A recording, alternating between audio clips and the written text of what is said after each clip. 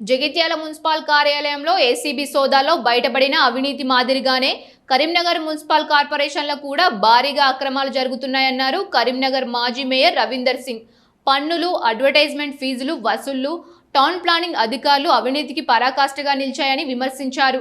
కరీంనగర్ మీడియాతో మాట్లాడిన ఆయన కరీంనగర్ మున్సిపల్ టౌన్ ప్లానింగ్ విభాగం అవినీతికి అడ్రస్ గా మారిందన్నారు. కరీంనగర్లో విలీనమైన గ్రామాల్లో నయాదందా మొదలుపెట్టారన్న రవీందర్ సింగ్, చింతకుంట సర్వే నెంబర్ 439లో ఉన్న 2 ఎకరాలకు పైగా ప్రభుత్వ భూమిని ఒక బీజేపీ నాయకుడు ఫ్లాట్ చేసి బహిరంగంగా మార్కెట్లో అమ్ముతున్నాడన్నాడు. దీనికి సంబంధించిన ఆధారాలు తన వద్ద ఉన్నాయంటూ చెప్పారు.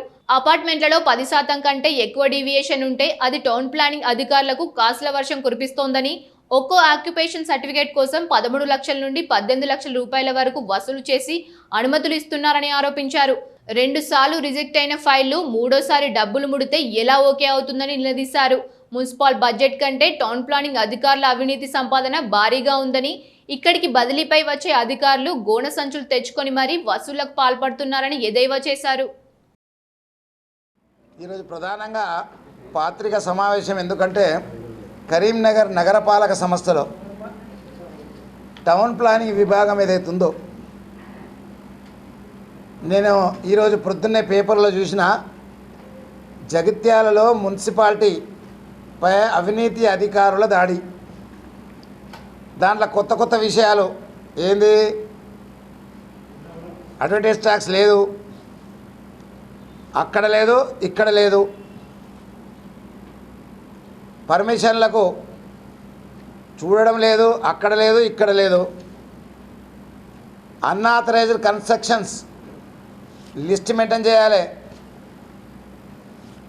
అక్కడ లేదు, ఇక్కడైతే దాదాపు 2 నుంచి 3 వేల కన్స్ట్రక్షన్స్ అయితే కరీంనగర్ నగరంలో ఒక్కదానికి కూడా పర్మిషన్ లేని వాటికి రిజిస్టర్లో రాయాలి అన్ఆథరైజ్డ్ కన్స్ట్రక్షన్స్ అని. ఆ రిజిస్టర్ మెయింటైన్ చేస్తారు, దాచిపెట్టుకున్నారు టౌన్ ప్లానింగ్ వాళ్ళు. ఇది ఎవరికి తెలియద్దా, కార్పొరేట్లకు ఎవరికి తెలియద్దు, ప్రజలు ఎవరికి తెలియద్దని, తెలిస్తే వాళ్ళ మెడ చుట్టుకుంటుందని. ముఖ్యంగా ప్రధానంగా ఈరోజు ఏంటంటే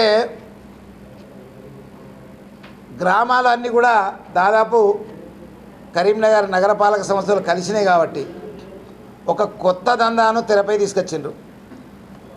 ఎంత పెద్ద కొత్త దందా అంటే ప్రభుత్వ భూమినే చింతకుంటలో సర్వే నంబర్ 439లో ఒక బీజేపీ నాయకుడు